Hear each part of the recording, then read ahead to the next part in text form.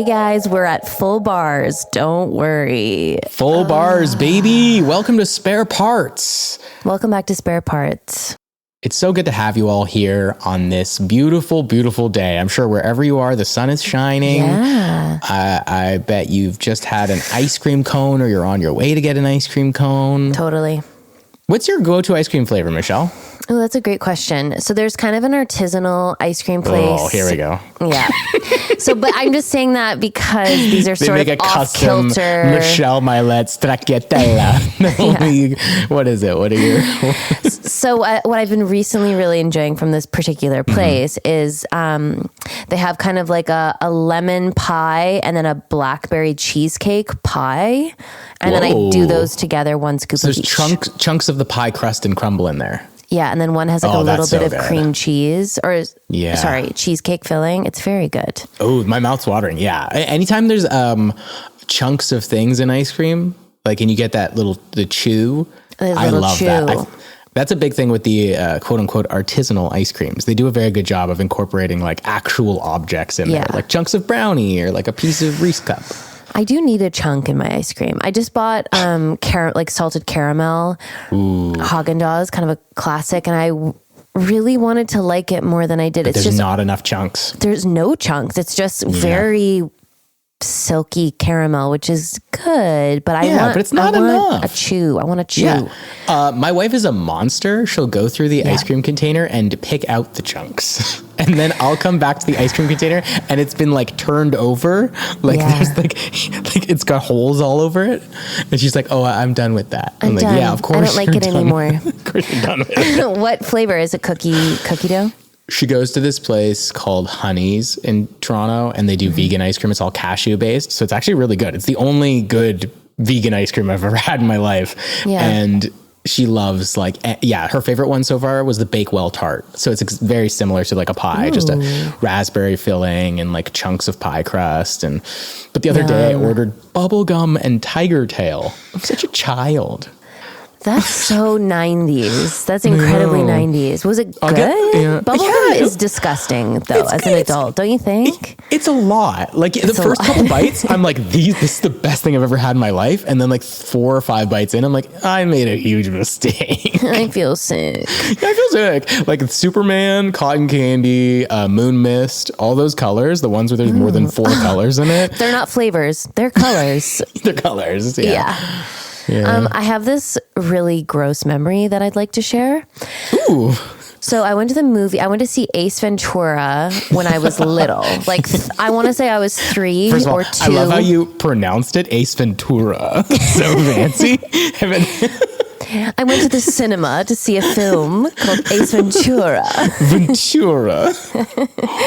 And I went with my dad, and my dad was, single divorced dad energy where we lived on the beach and ate a lot of pizza. All the candy you want. Yeah, and it was it was wild. We'd have beach bonfires. You know the drill. So he took me to the movies and he's like, you get to pick out whatever candy you want. And I was like, I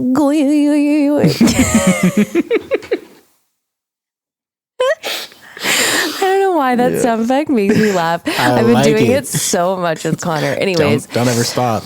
Really it didn't really apply to that, but I just had to sneak it in. No, it's for sure did. Sneak in an awooga at some point if you can. Hubba, right? Hubba. So I chose toothpaste bubblegum. It was at the time in like a toothpaste container and it was like liquid melty gum candy. Okay. And so I eat it all throughout because I have no self-control. I'm 2 or 3. I eat all of it in the theater and the sickness that overtook me.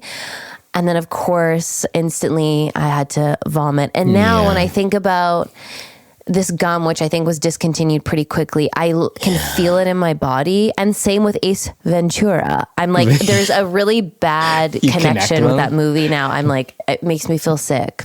Anyways. Do you think you weren't supposed to swallow it because it was gum? Is that the idea? I definitely was not supposed to swallow, but it was okay, so that's it was so first melty problem. that it was like pouring down my throat. Ew. I actually have a really gross theater story as well from Let's hear in a very similar way. Actually, I went to go see George of the Jungle. Wait, our movies? George of the Jungle. So I went to go see George of the Jungle, and I was at a friend's birthday party, and beforehand we had gone paintballing, which was so cool. Right? Like it was all of our first times. We were really excited about it. And at the movie though, like we're all super stoked. We got candy, and I'm pulling gumballs out of my pocket and I'm chewing them throughout the movie.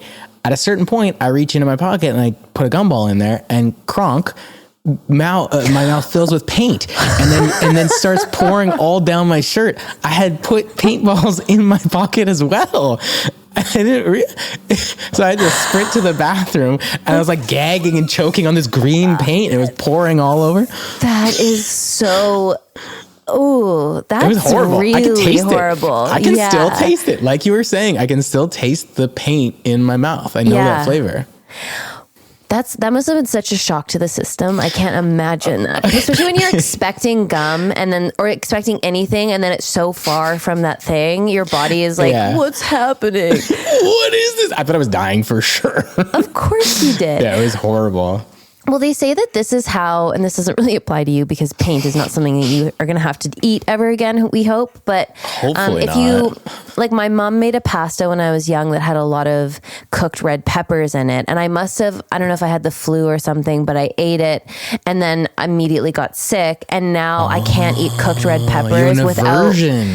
Yeah, I have an aversion, and they say that that's how people become kind of like, I don't like this thing, and it's like, what? Why? Yeah, I don't like eating paintballs. No, it does apply. I don't like eating paint. I want that to be on the record. Yeah, and I really don't like toothpaste gum, and I'm happy that they stopped making it. Are you okay with toothpaste though? Can you still Can you still use toothpaste? But as a child, I couldn't use the sweet kid toothpaste that's like in a like princess tube and or bubblegum flavor. Gross. Or when I would go to the dentist and they would do fluoride, I'd have to do mint, like adult mint, instead of strawberry or like. I don't think this is a problem. I think that's you being actually like more adult than the other little idiots out there. Because like the idea of a cinnamon toothpaste now in my mouth, that's hideous. Are there any adults out there still using cinnamon toothpaste? Hey, sound off in the comments. I'm curious, and no offense, like if I don't want you, there's no shame to you, like, everyone teach their own. I mean, at least you're brushing your teeth. That's how I feel. I guess, but I feel like we shouldn't. What do you mean, but? Well, it's just so sugary. No, I mean, I'm sure it's not made with actual sugar. But I don't think so. I think it's just a flavor. I still, when I go to the dentist, I'm like a little kid. I'm like, okay, are you going to do the fluoride? And she's like, we don't have to do it this time. And I go, let's do it. Let's just get it over with. Really? I'm like, anything that is, I guess, like soft and sort of sweet and has the potential to drip down the back of my throat. Actually, Connor, cut that. Don't cut this. This is the best thing. This is the best role we've ever been on. It's perfect. How often do you go to the dentist? Once every 6 months. Very good. Yeah. What about you? I go once every 3. What? Yeah. And just for a regular cleaning or? Yeah, just a cleaning. And it's just so fun. I love it. Yeah, she's the best. Her name's Morgan. She's great. Your hygienist? Yeah, she's the best. Me and Morgan, we chat. And I'm like, I'm trying to respond to her. She always asks me questions, and I'm like too polite not to answer. It's like,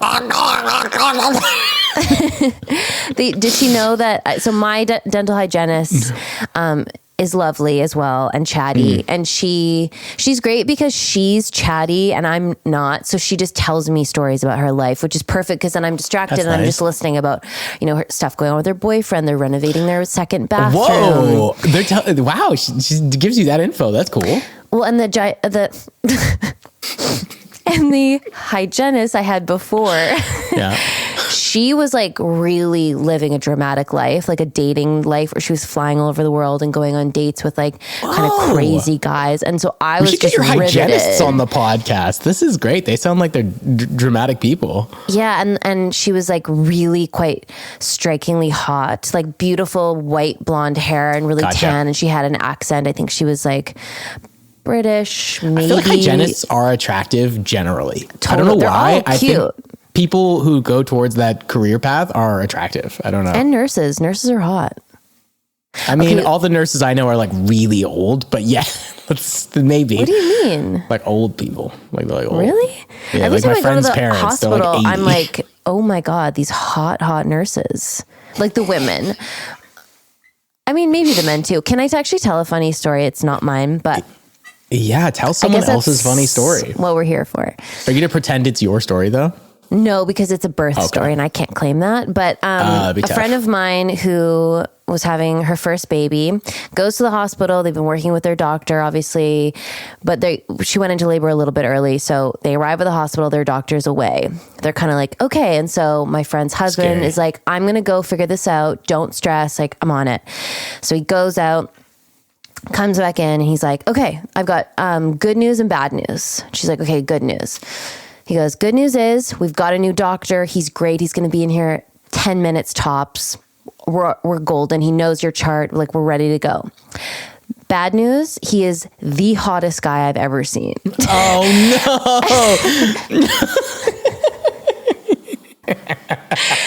He comes in, her legs are spread. He's like 31, covered in tattoos, jacked, has a tan. He's like straight out of Grey's Anatomy. And there you go. And her husband was kind of like, okay, like this is, yeah, hey. That's funny. How did she feel? I guess she's like, fuck it, I'm having a kid. She couldn't care less, obviously. She wasn't like, oh no, don't look down there. So she gets all shy. No. Yeah, but I thought that was pretty funny. Also, I like having attractive people in my life. I think it's fun. Adds a little je ne sais quoi to the whole experience. Yeah, that's a good Evan quote. I like having attractive people in my life. Evan Stern. Cool. Yeah. Hey, why not? Sick. Well, guys, we have a very exciting episode. We're doing another Letterkenny Q&A, and it's crazy just how many questions there are from you guys when we raise this, and questions that I never would have thought anyone would want to ask. I was going to say, how have we not answered all of the questions yet? I feel like we've done it. I feel like we answered it. Who breaks the most? Right.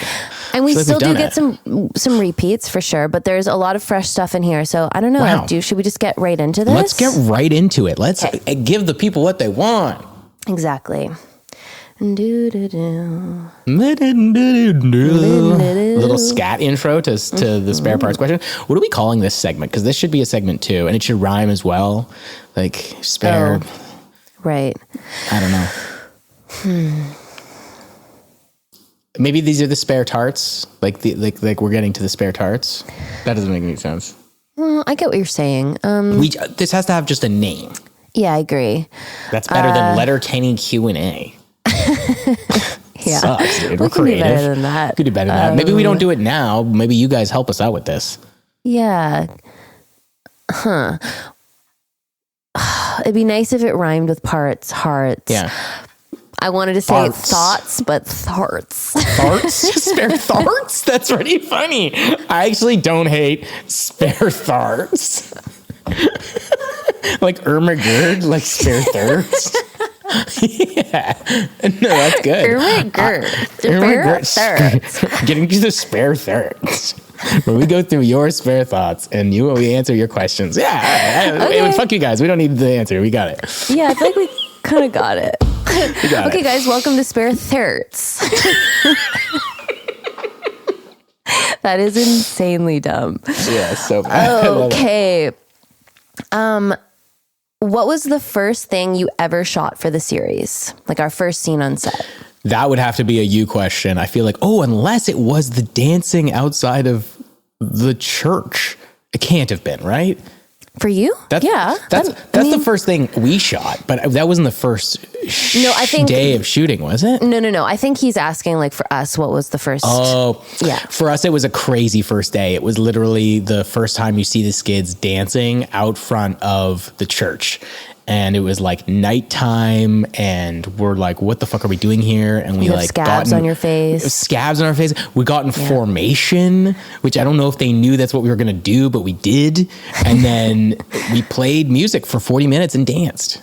And Jacob probably went, cut? Yeah, what the fuck are these guys? Like, who are these people? We didn't know each other. Yeah, what are they? What are they? What are we establishing here for the rest of the show? Yeah, that was our first day. It was really fun. And I'm now realizing, I think we did answer this before, but my first day was when I had like the hockey boys doing running drills in front of me, and I'm standing there smoking. That's your first day. What a great first day. That's so weird.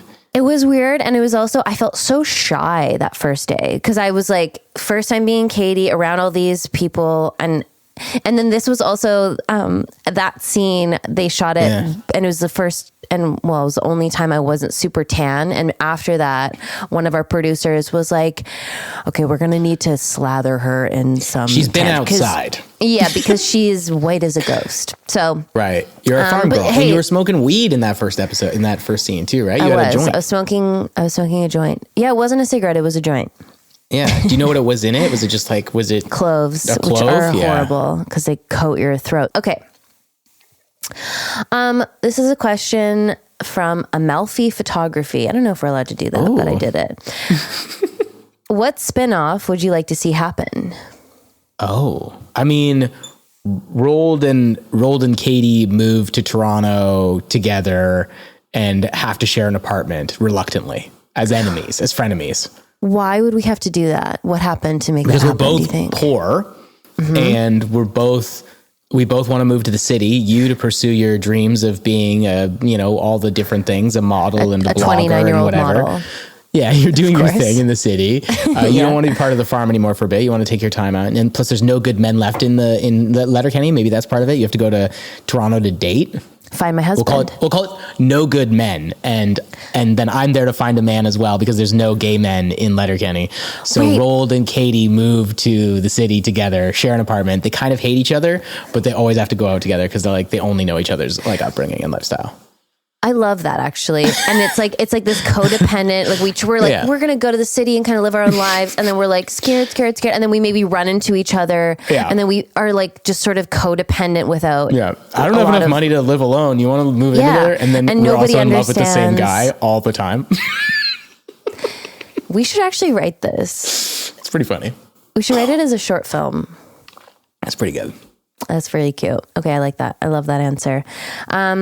Could be even New York if we wanted to be like wild, because then it's like we're Canadians in America. If we really want to like stretch that. You're like, oh, it's so tall. What's this all about? All about. That's our catchphrase. And then you're all like, act like you've been there, bud. And that's you. That was a good question, though. That was a good question. Okay, we know what Dan appreciates about Katy. What does Katy appreciates about Dan? This is a great question. I think Katy really appreciates his work with Professor Trisha. He's Professor Trisha. Oh my God. Talking to... Oh my God. Professor Trisha. Oh Lord. I really like... Yeah, I think Katy really appreciates that he is trying to better himself and kind of learn some feminist perspectives that maybe he didn't have before. And even though she makes fun of him sometimes because he maybe is pushing it a little bit, I think it's a soft spot for her. Yeah. I think Katy really does appreciate Squirrely Dan. He's around all the time. He's like one of her brothers. Yeah. Oh, for he's sure. He's one of her brothers. Like he's around. Yeah. You know what I mean? Yeah, they have a tender connection. I think he also kind of hypes her up, and I think she does like that. You know, because he's better than being hyped up by your brother. Hey, ain't that the truth? All right. Is Katy? Sorry, I'm going to move on from these. Are all Katy questions? Unbelievable. No, that's fine. No. I can answer Katy questions too. Do you both run the social media for the podcast? Yes. Well, that's a good question. Yeah, I'd say Michelle is more in charge of like the Instagram, and then I'm more TikTok and YouTube. So if you have somebody responding to a YouTube comment, it's likely me, or a TikTok comment, it's likely me. But if you have somebody responding to an Instagram comment, it's likely Michelle. And those are just likely. It could be otherwise. Likely. But yes, we both do it. Likely. What secondary or background character would you want to see more of? That's a great question. My friend Ashley Trednick, she was in a couple episodes as different characters. She was the Ritz versus Royds drug dealer, but then also the like optometrist, and then also like she was like 2 or 3 characters. I don't know, but I always thought it was fun when she came back. It was sort of like we got a little SNL type situation going on there where we had multiple returns, which I enjoyed. Yeah. I mean, it's pretty like fresh in my mind, obviously. But Le Hicks, like I do think they're so good. It would have been cool to kind of see them come back in later seasons, just have a pop in a bit more. I know that they do have one. There's like a bar scene where there's, an affair happens, but it's dramatic. But it's kind of like it would have been cool to see them maybe in the final season or something, like a little touch back with them. And I know it's hard to kind of wrap up everybody's storylines. Obviously, there's so many characters, but they really stood out to me. Like, I think they're such good actors, and it was great that we got to keep Anik Kim around and have her be as well. Yeah, exactly. Like she's kind of bridged the worlds in an interesting way. I know very few other people did that. Just her and obviously Jacob and Jonathan Torrens. But I also think seeing like Devin and Gay back would have been nice too in the final season. I would have enjoyed some more of that. That would have been pretty cool. There's a couple people who I always really enjoyed catching up with. Like Alexander was always a fun, weird side character, obviously. And having him on live tour, like he was so fucking funny. So Alexander, who played, it was Alexander. Jeff played Alexander. Yeah, Jeff played Alexander, who is like the toilet person, Jeff McHenry. Speaking of Ermagerd. His stand-up set on, he's very, oh my God. His stand-up set on the tour was so very good. Charming. It was, he has this one like KFC story or joke about him, like just telling a story about working at KFC that every time he told it, we were all dying. He's so lovely.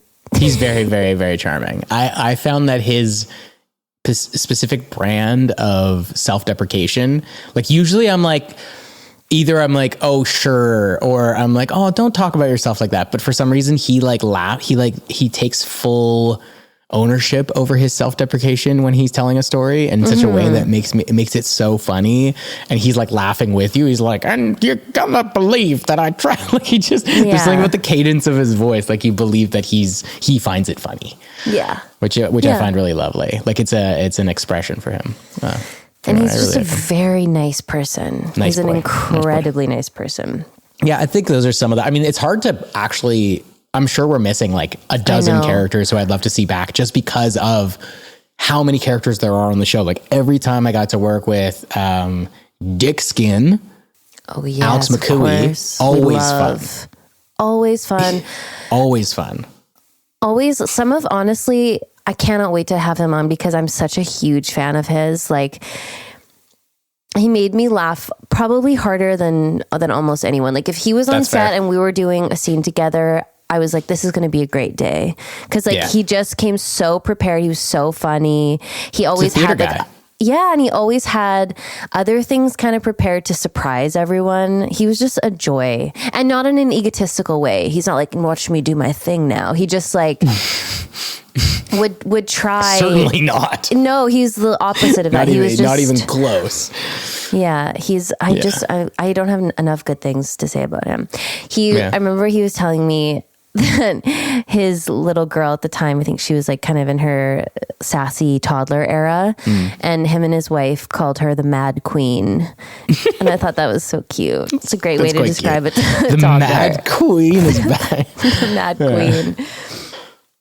Okay, when are the Dicks going to get the spinoff they deserve? Interesting. A whole Mennonite spinoff would be interesting. I mean, they're a delight to work with. I always loved having both Sarah and Jonathan on set. Sarah's maybe the only American-born actor on the show, I want to say. She lives in Vancouver. She lives on Vancouver Island. Vancouver Island, sorry. Well, very close to where I grew up. But I think she's American-born. I think that's the only maybe American-born. Sarah Wayne Callies. No, she is American, but she's been in Canada for like 25 years or something with her. Okay. Oh, that counts then. Yeah, like she's kind of a Canadian, and I remember her saying, "Here I go again." She said that when she shot something on Vancouver Island, and her husband fell in love with it because it was reminded her of Hawaii, and so they moved here. I would not have expected. I mean, she's from Illinois. I just read, so that's she doesn't know what Hawaii actually looks like. She never made it that far, but Vancouver Island was good born and raised in Illinois. And then Jonathan Torrens lives out east. He's like one of the sweetest. I would say. Oh my gosh! Anytime Jonathan Torrens was on set, I knew that it was going to be like a very like friendly day. He just says he's the friendliest fucking guy. Like to the point where I didn't buy it at first. Yeah, you're like then you. Yeah. I know. How could somebody be consistently this? Yeah, sweet. Kind. So my brother is a huge Trailer Park Boys fan, and I grew up with him, and like I have an older brother, so him and his friends are obviously of the era more so of Trailer Park Boys, but I would watch it with him, and it was like kind of a bonding thing for us. Anyways, when I first met Jonathan, I obviously had to talk to him about playing J-Rock because it's my favorite character on the show, and my brother and I would die over him, and I sort of shared this story with him. And then he's like, tell me like a couple things about your brother. Just like what's he like or whatever. And I told him And then a couple weeks later, he sent me a minute and a half voice recording. Just totally unprompted? Yeah. And it's him in character doing like a yo, what's up, Patrick? Like does like the whole thing and then says all these personal things like go say hi to your friend Jamie, like just all of these things that I told him that he clocked. Do something like that. I know. Isn't that so charming? And that's the nicest, most thoughtful. Yeah. Like, is he just sitting at home doing nice things all day? Like, he's like Santa Claus. He's got like a whole list of nice shit he has to do in the day. Go feed the ducks and send a lovely message. And more so recently, like, you know, his sweet daughters and wife, like they're all doing dances together on TikTok. I think his daughter has a TikTok account and he's like popping into her videos. And I have to, oh my God, I haven't seen this. So he's just he goes above and beyond, that guy. And also fucking East Coast. The guy has been working consistently. He's never not working since he was 19 years old. I think he started on Jonavision, right? Yeah. And he's been in every Canadian project consistently. The guy's never not working on something or trying to like bring people together for projects. He's just a really solid guy, obviously, like, and such an advocate for Canadian artists as well, which I love. Yeah. Yeah. He's involved in the whole industry, like in every aspect of it, which is really cool. And most important thing about him, he has a fucking slide in his house. Right. Yeah. He's got a wood slide to get from the top floor to the main floor. Imagine being a kid and having this in your house. It's like a dream for me.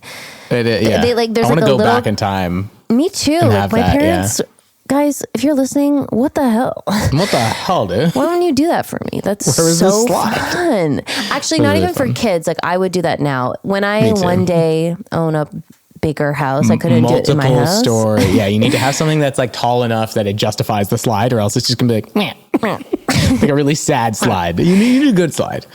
Ideally, you're working with 3 levels, and it goes down to the basement. I agree. You know what I mean? At least.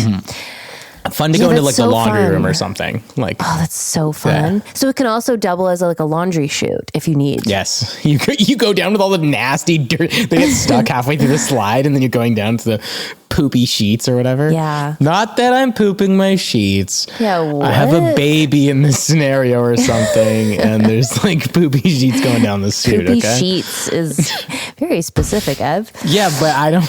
All right, whatever. All right, next question. How much alcohol did you guys really go through in the making of that amazing show? I mean, I'm assuming you're talking about off camera because as we've said before, we're not actually drinking as we're shooting. That's illegal. That's against union laws. We would never do that. But on the off time, yeah. And the off time starts like the second they say cut. No. It's a wrap. We drank a lot, yeah. I mean, I don't even know how you would quantify that. All I know is that every time we went out to get like wings or something, Kisa would always get so many more shots pitchers than we needed and shots of Jameson than we needed. There was always like the sound of clinking glasses of like a server bringing over 10 shots of Jameson, and they're not shot glasses. They're like, like rocks glasses filled halfway with Jameson. It's like doubles and triples, and they'd put like 10 of those down and they'd bring over 4 pitchers of beer, and that would just be like keep coming all night. Yeah. And I'd be like, when does it end? That smell of the beer, and then and like the glasses that have just come out of that dishwasher that bars have, that smell of that cleaning solution like with the Jameson. Yeah, it's a hot glass. Soapy Jameson. And then we'd go to St. Louis Wings, not sponsored, would love to be. And I would always get they have like a pickle ranch sauce. I prefer Doghouse. So. Oh, Doghouse was great. Would also love to have them on as a sponsor. Yeah, I mean, I guess the answer is a lot. And yeah, I mean, I don't want to promote binge drinking. That's not what we're here to do. But it was so a part of that culture for us. Yeah. And you and I were definitely on the lesser end. Like we were taking a sip of the Jameson and kind of putting it away. But I had to be so strategic about how many shots I took in a night. Because if you start taking every shot they hand you, you're dead. Yeah, you are dead. I'm not the same size as Dylan Playfair. Right. Like, first of all, his liver is probably like the size of my torso. Like the thing he uses to drink with. Like he can have... Yeah, he's able to filter things that are kind of unimaginable. I remember one time he told me when he was in Thailand, I can eat any street food that I want in the world as long as I take a shot of alcohol after. So he travels around with 2 seats of alcohol, and then every time he eats something on the street from whatever vendor, he just take a shot. I'm like, I don't know if that actually works the way you think it, but does it? Like, is it cooking all the stuff down him? That's sort of cooking all the stuff down him. Well, he says he never gets food poisoning. That's sort of, that logic kind of checks out for me in a way, because alcohol obviously is a disinfectant, and it's disinfecting his body. Yeah, and I wonder if it is killing some bad bacteria. I'd like to know the science behind it, but he says that's how he. So I wonder if that's part of his building of tolerance. As he just or maybe he's just built different. He's seems built like different. His whole family is. Yeah. Strong stock. Yeah, we drank a lot though, and there was a lot of, especially if you went to Kiso's house, there was a lot of gin specifically. So it just depended where you were. On at the bars, it was always Jameson and beer. Kiso's, it was gin. At my place, I kept buying bottles of scotch, and Hersey was into those, so we did scotch at my place. Okay, and then I would have like a glass of wine. You have a glass of wine. Yeah, even on the tour. And, Jacob, you would have a glass of wine. Red wine. Yeah, on the tour, we had like our little bar stocked with what people wanted, and they always got me a bottle of red wine. And green juice. It was red wine and green juice. Yeah. Just like Christmas. Yeah, exactly. Did you take anything from set when the show ended that means a lot to you? Did you? Let me see. I tried to take stuff, and they were like, no, because we might have to use these again at some point. I was like, really? I know. Then give me that. And then so what I ended up getting was they voluntarily gave me the heart necklace from the Valentine's Day episode with Tyler's face in it. Oh, that's a really good one. So it's a cute little thing. that I put in my memory box, which is nice. But I wasn't allowed to take like my bandana, which I thought was funny because I was like, this is the most replaceable item of all the items. Like I wore this for 10 years. I feel like I should be able to take the bandana. Also, I think it's okay that if we were to pick up 10 years down the line, Roald buy new clothes, bought a new bandana. Like I think that's not too like breaking the mystique of the show. Yeah, they let me take a lot of my wardrobe. So I took like a few. You didn't want your wardrobe though, did you? No, but I wanted one pair of shorts, like the jean cutoff shorts or whatever. Really? Yeah, I wanted one. With like the pockets coming out the bottom? Or like, I'll never wear them. Is it for nostalgia? Okay, so you're not buying them. You didn't want them for like Michelle. You want them because you're like, these are the shorts that I wore in that show. Yeah. And then that's nice. Okay, I get that. And then the full cowboy look from the like final thing. Did you keep the leather cowboy outfit? Whoa. The leather cowboy bikini. I took that. And then the white That's going to be like Leia's bikini someday. It'll go up for like auction. And no. But the white bikini with the tassels from season 1, I also have that. I feel like that's, if times get really tough. Yeah. Someone have to do some cameos of you in those. Yeah, they Happy birthday. Someone's going to pay me $90 for that. Where do you keep those though? Like, are they? I have a box. In your closet? Yeah, I've got like a box of kind of nostalgic stuff. But I didn't take ready too many to go. things. You're not going to like throw one on, go to the beach. No, God, no. Me in a leather bikini, just walking around trying to get attention. Yo, if there's a Calgary Stampede bar out there who's willing to pay $100,000 for Michelle Milet to host the night in the leather bikini rodeo outfit, $1 million? What amount of money would you do? $1 million, of course. I would do that for $100,000 for sure. If there's someone who's willing to pay Evan Stern $100,000 to wear Michelle Milet's leather bikini from the rodeo, I will do it from the rodeo. Yeah. I would love to see you in that bikini. Me too. I'd love at the right place for the right price. Yeah, let me specify. I'd love to see Roald in that bikini. I think that again we talked about. I think that would have been a nice. I don't know. Just would have made sense. Maybe for our spinoff, we start where we're both tanning in the leather bikini. It's zooming up and it's like you see the boots and you see the side profile and you think it's going to be Katy and I'm like, can I borrow this for tonight? Yeah. And then like in your mirror and you're like, Roald, get out of my room. Yeah, exactly. And that's the opener. Do you still wear this? I don't think this would fit you. He's like so sassy and like, good stuff. I like it. I kind of gay bar first episode. That'd be so fun. And like the whole reason you came here was to meet men. None of these men want to fuck you, Katy. But then I want them to like find, obviously they're going to have to find like a deep friendship. Yeah, they mutual love respect. Each other by the end. But it's always a bit contentious. Sure. And then Stuart comes to town and it's like so awkward because I have to like Roald has to pretend to like hate Katy a little bit. And he's like, I'm going to treat you really badly when Stuart's here just because I don't want to get jealous. Well, of course. We have to protect his ego. Yeah. Okay. Final question. And I feel like this is an incredible question. Is Katy a Disney princess? In the States, Letterkenny is on Hulu, Disney Plus. So I think so. Roald is more of a Disney princess than Katy ever will be. I'm sorry. From where? The underworld? Come on, Ev. No way, dude. I think Katy is an unconventional Disney princess, but there are elements of her, like in the last season or the last episode we watched where it's like full winter and she's wearing like a little blue top and her little shorts. Like she is kind of operating in some weird like. Roald is so much more likely to be able to speak to birds and animals than Katy is. I'm sorry. What? Katy's such an animal lover. That's like part She's of her whole thing. Animal lover. Yeah. Roald is magical.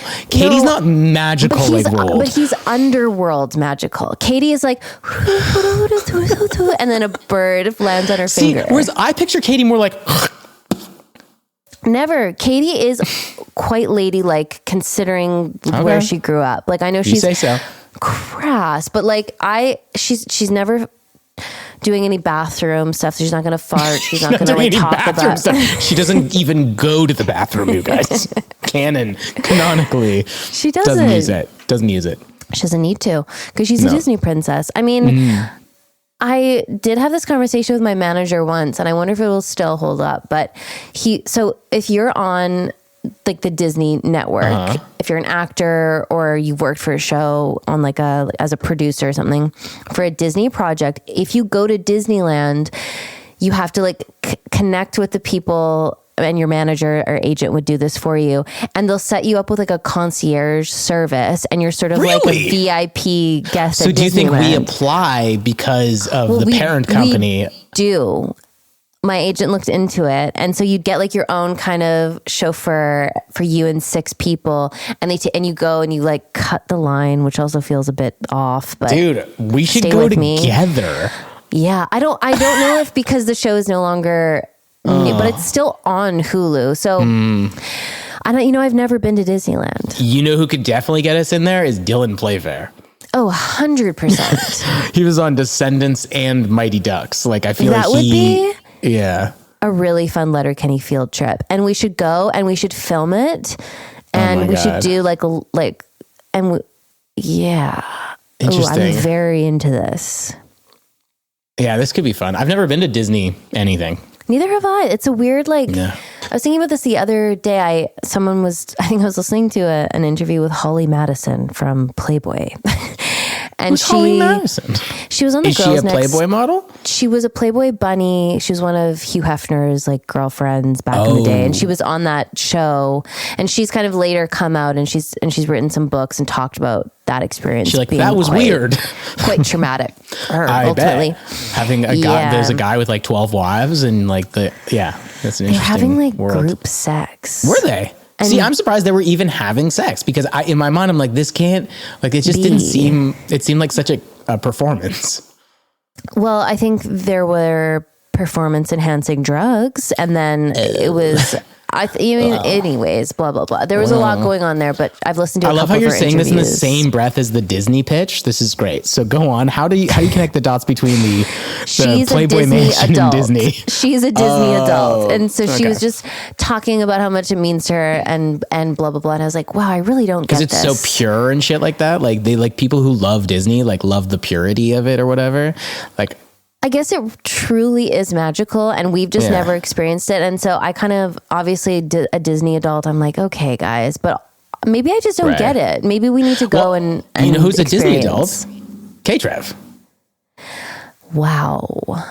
Yeah. Didn't he get engaged? Didn't he get engaged at Disney? And he goes to Disney all the time. God, we got to have him on and get him. I know, just to talk about Disney. I got to be like, what do you love about it? Is it just Marisa likes Disney? Do you both like it? The same amount? Because I loved Disney growing up. I loved, Aladdin and all that. I watched them a bajillion times. Mm-hmm. I thought I was Aladdin for a long time. I wasn't. I was Iago. I thought I was wrong. Or Apu even. I was like, I'm like, could be like the suave street rat. And it's like, no, I'm like, I'm like the rat bird monkey. I love that bird. What's his name again? What's the bird? Iago? Iago. Yeah. Iago. I loved Aladdin. The opening song in Aladdin. In Aladdin. I love so that. Good. But I think as an adult now, I'm like, I'm almost afraid to watch it, because I'm like, am I going to love it the same way I did? Oh, it's such a good rewatch.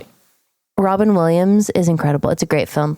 But yeah, I'd love to have K-Trev on, and I'd like him to wear his ears. And that's he has Mickey Mouse ears? I'm sure he does. Okay. I've seen pictures of him in ears. I mean, he'll have to confirm or deny, but all right, well, that's, I think, where we're going to leave the Letterkenny questions. And we do have a spare hearts question. So one of the questions that came in was somebody being like, can you please get to my question? And we said, fine. Okay, so I read it just before we started, and I am going to summarize it because it's a bit lengthy. It's a tale, which I totally get. They all are, and I appreciate them being long so that we get the context, and we can. So you can always ask me if you need more context for something, Michelle. I have the answer probably. But basically, the gist of the question is: there's this guy who met a girl in a very romantic way when he was 20 years old. And they fell in love right away. And for 2 years, they were inseparable, and they got married And then they were together for 2 years after that. They were together for there was this little window of time where like they're both 20. Yeah, they were young as fudge.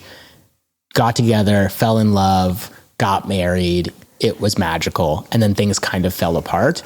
And he doesn't go specifically too much into how they fell apart, but he kind of said like mental health, and her family didn't really want her to move to the same location that they wanted to move to. Like, it just seems like there was some stuff that kind of went wrong. And they broke up, they split up, and they've been apart for about 5 years now. And he has a new partner who he has been with for 3 years, and he loves his new partner and he thinks so highly of them. However, he's noticed in his recent time that he's really let himself go and not feeling too great about himself. And in a moment of what he called like weakness, he reached out to his ex because he cannot stop thinking about her. So he was like, hey, I just want to let you know, like, I miss you and I think about you a lot. And she was like, I miss you and think about you a lot too. And he's like, uh-oh. So he kind of probably didn't expect that reaction. He didn't expect the person to kind of feel the same way that he did. And he is really just asking, how do I let that person go? That's the question he's asking, but also probably like, what's going on here? What should I do?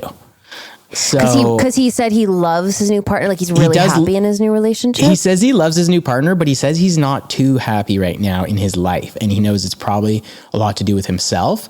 Mm-hmm. I think that there's a bit of this is a great question. Actually, it is a great question. My initial instinct though is there's a bit of like putting your happiness on other people going on here. Like, it's always about you. Yes. Like, so you might be like remembering things differently than maybe they were. And there's a lot of pedestalizing and a lot of grass is greener and all this sort of stuff. Like, your day-to-day life is reality. Not what could be, not what could have been. That's not reality. What happens during your day and how you are, that's what's really going on. So you have to like focus on your shit. It's so true. Yes. I also think when you're like this, you know, you had this whole thing. So say you meet at 20, you're together for 4 years, two of which you're married. You're 24, and then 5 years later, you're almost 30. Life is very different at 30 versus your early 20s. Totally. And so I think it's easy to be like, God, I was so happy then, and like carefree and and then as you get older, life, I think, gets better in a lot of ways, but you can go through more serious things. Mm-hmm. Life just takes on like a little bit of a different role, obviously. And that can be an adjustment. I also find late 20s is really difficult because you are kind of grieving your 20s, and there's a lot of processing that happens. And so I think it's easy to get caught in nostalgia for these quote unquote simpler times and the people that were around you during those simpler times. So yeah, I think it's natural, but what Evan said is very important. Your happiness is up to you. It's not about other people. Yeah. And it doesn't mean that like, you know, maybe you and this ex of yours would have a great relationship now. It doesn't mean that that's the case or not the case. It's just like, it's not necessarily the first thing you should address at the moment. Like, it sort of feels like you need to treat yourself a little better. It sounds like you said that you've been kind of neglecting your own health. And I think that's a good place to start is respect, like caring about yourself a little bit more, being like, okay, I'm going to like eat a little better, maybe join a little rec league or something, you know. This is our answer to every fucking question. Join We're a always team. like, hey, join what a about, team. have you ever thought of joining a team? You thought about joining a team, buddy? But it's true. And who knows? Like we're never going to stop giving this advice because we so wholeheartedly believe in it. I do. But you should volunteer. Volunteer and join a team. But you legitimately, like, you'll never know where relationships are going to take you. Like you could very well end up with someone who you were with before. You could end up being with the person you're with now forever, and you guys find a way to make it work and you love each other and it's a solid connection. I think we discussed this last podcast where we were talking about how the most important thing in a relationship these days is just like compatibility, like being, not having contempt for each other. Mm-hmm. You know what I mean? Yeah. It sounds like you're holding a little bit of contempt. It sounds like you're finding a oh, you're not this other person. And you're kind of, feeling that about yourself too. You have contempt for yourself for liking someone else. Like, that's not going to help anyone.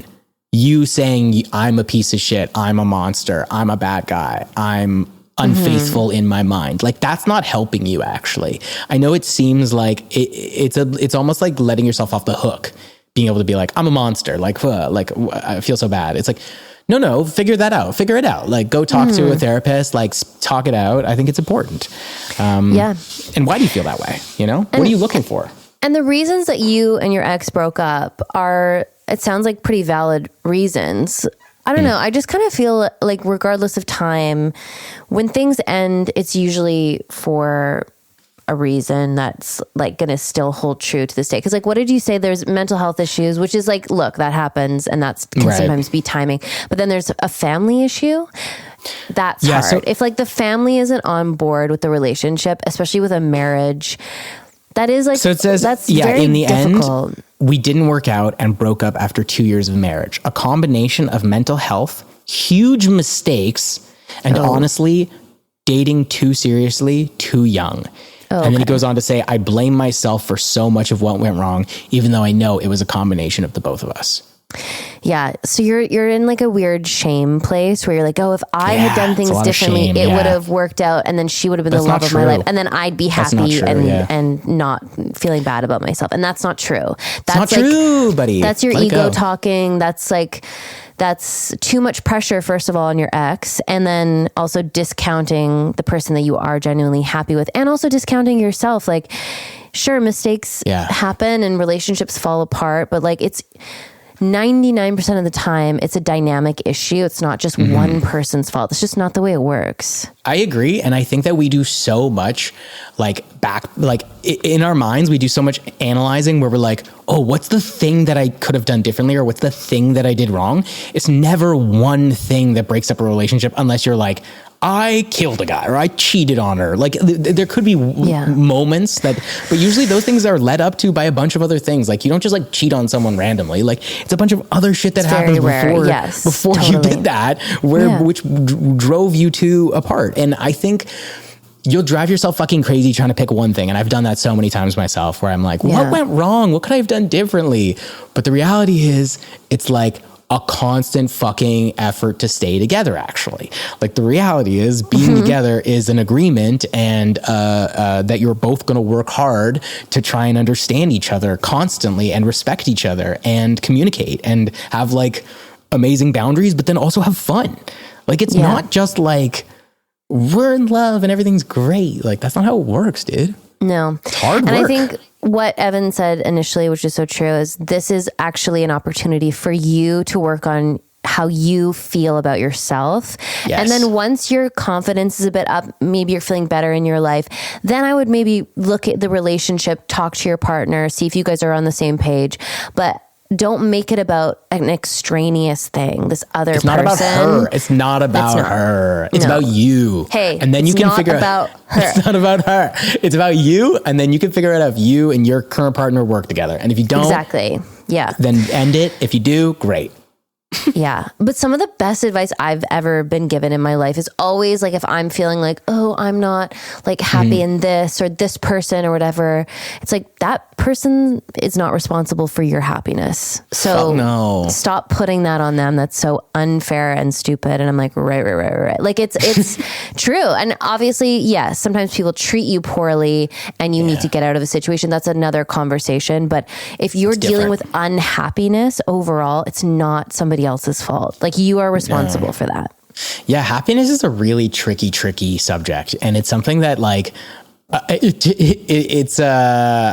I had a conversation with a person earlier today actually about it. She was just like, are you feeling happy, like creatively right now? Are you feeling stimulated like in your creative life? And it just took me so by surprise. Cause like sometimes, like a lot of times people ask you like, are you happy these days? Are you having a good time? But like very rarely do they directly point to like what type of happiness you might be experiencing. And she was just like, hey, creatively talk to me. And I was like, oh. It was so overwhelming all of a sudden. Yeah. I'm fine. It's okay. Yeah, it's up and down. Like happiness, you're not just I'm happy. Like that's not really I'm happy now. Hey, I'm happy. No, that's not. I'm not happy. It changes so much for me throughout the day. Like Right. And that's okay. But overall, you want to kind of be at least feeling like you're participating in a life that feels I'm good. just going for peace. Like, I think happiness is like such an extreme state. It's like, if you live in constant happiness, like joy, like relentless joy, like I feel fucking crazy. So I'm just going for like a little bit of peace, a little bit more in the middle, a little more balance, you know? Cause like it's those big swings in your day, in your relationship that kind of like, they're very taxing. It's a lot and it fucks up everything else. It's like, you know, and if you're treating yourself really kind of like poorly, you end up having much bigger swings because it's like, you know, the dopamine that you seek is like, yeah, I'm all the way up here. And then it goes away and you're like, oh, I'm a piece of shit. So our advice, my friend, is don't be a piece of shit. Your peace. Find peace. Find the middle. Find peace. Don't be a piece of shit. Get a little routine going, buddy. It helps. Hey, and for the love of God, join a team. Join a fucking team, dude. Join a club and a team. Okay, guys. Thank you so much for listening. Go to the zoo. We love you so much. Rate, review, subscribe, comment, and we'll see you next week. Oh, and also be sure to let us know in the comments whether or not it's Roald who's a Disney prince or Katy who's a Disney princess. But I guess I should say, let us know whether or not it's Disney princess or Katy is a Disney princess. That's the real question. Okay, so let us know. Okay, let us know. Bye.